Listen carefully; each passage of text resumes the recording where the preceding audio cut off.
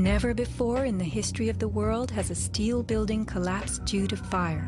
I have not seen, until recently, a protected steel structure that has collapsed in a fire. True infernos have raged hot and long in steel-framed buildings, but not one of the buildings ever came down.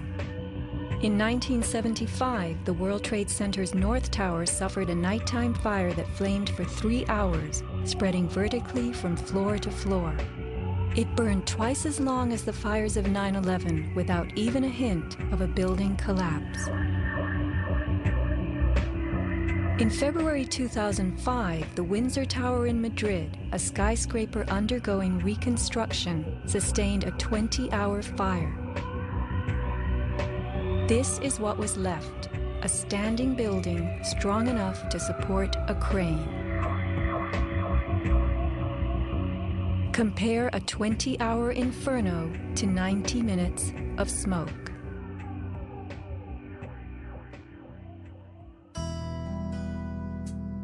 Why are buildings made of steel?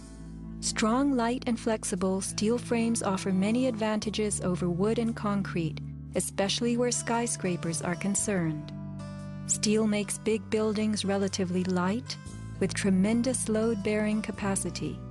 The upper floors won't crush the floors beneath them, and steel holds up better to weather and fire. Most skyscrapers are built on steel or concrete frames, which is a grid of columns and beams that goes all the way through the building. The World Trade Center was different. It was what engineers call a tube structure. It was a very, very strong mesh of steel that surrounded the exterior. Inside, there was the core, a rectangle of 47 columns made of 4-inch thick steel at the base, thinning with increasing height. The cores combined might with ingenuity, anchoring the towers and allowing them to flex. Look at the size of this steel. Solid, prefabricated floor assemblies, welded metal floor pans placed on top of trusses both welded and bolted to the vertical frames.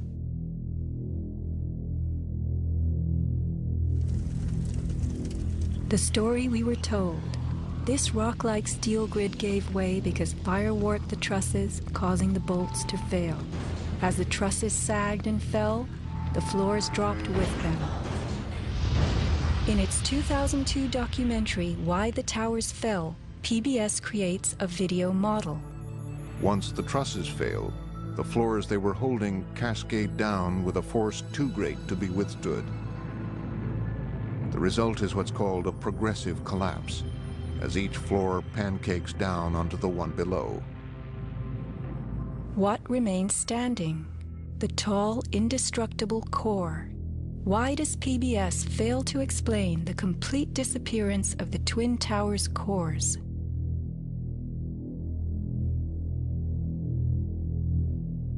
The official story's central thesis is based on heat, temperatures high enough to weaken steel.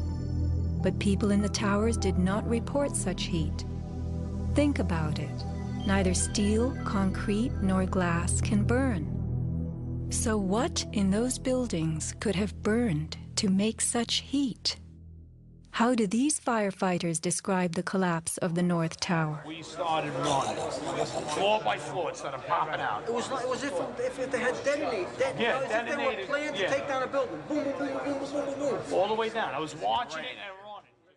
And others give similar descriptions. At 10:30, I tried to leave the building, but as soon as I got outside, I heard a second explosion and another rumble and more smoke and more dust. And then a fire marshal came in and said we had to leave because if there was a third explosion, this building might not last.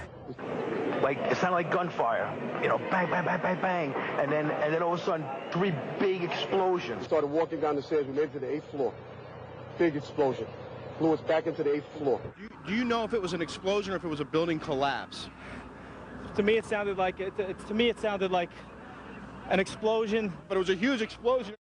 Chief Albert Turry told me that he was here after the events that took place this morning. He tried to get his men out as quickly as he could, but he said that there was another explosion which took place, and then an hour after there was another explosion in one of the towers here. So according to his theory, he thinks that there were actually devices that were planted in the building.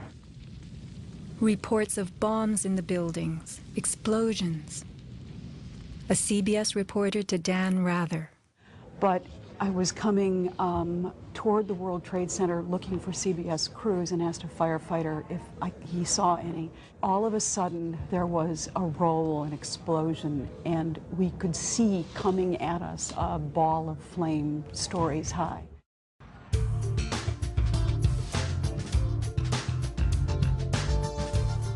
Let's consider the characteristics of steel. Steel is an alloy of iron containing added carbon for flexibility, workability, and strength. In the days of old, blacksmiths heated iron till it was red and pounded it for hours to form it. Horseshoes, knife blades, and plowshares were typical creations. Steel was introduced in the mid-1800s, and by the end of the century, with the advent of the blast furnace, found widespread commercial use. A blast furnace is known as a controlled environment. High temperatures are reached as oxygen is pumped into a closed space. How and when does steel melt? Steel melts at temperatures of 2,750 degrees Fahrenheit and above, attained only in a blast furnace or when a powerful incendiary such as thermite is used. Steel or any substance that is burned will never become hotter than the temperature of the fire or heat applied to it. An open-air hydrocarbon fire reaches a maximal temperature of some 1,200 degrees Fahrenheit in a dirty or uncontrolled burn, characterized by red-orange flames. Red-orange flames are what we saw on September 11th. Even the fireball caused by the plane strike was red-orange.